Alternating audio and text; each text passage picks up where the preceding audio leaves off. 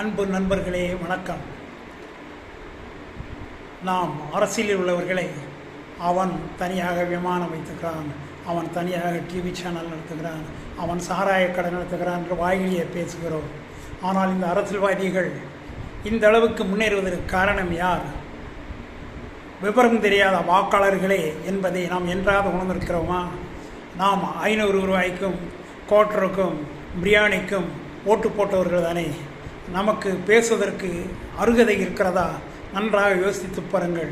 இதே நிலைமை நீடித்தால் பொதுமக்கள் குடிப்பதற்கு தண்ணீர் கூட கிடைக்காது என்பதை மிகவும் கவலையுடன் தெரிவித்துக் கொள்கிறேன். நன்றாக சிந்தித்து பாருங்கள். அனைத்தும் இலவசம் கிடைக்க வேண்டும் என நினைக்கிறார்கள். அனைத்திலும் இலவசம் கொடுத்தால் என்ன நடக்கும் என்று எதிர்பார்ப்பதில்லை, சிந்தித்து பார்ப்பதில்லை.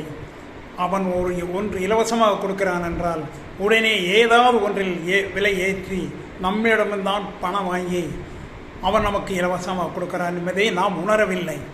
இந்த நிலை நீடிப்பது நம்முடைய வாழ்க்கையின் அடிப்படை ஆதாரம் அனைத்தும் இழந்து விடுவோம் என்பதை மட்டும் நிச்சயமாக உணருங்கள். இல்லை என்றால் மிகவும் கஷ்டப்பட வேண்டியதிருக்கும்.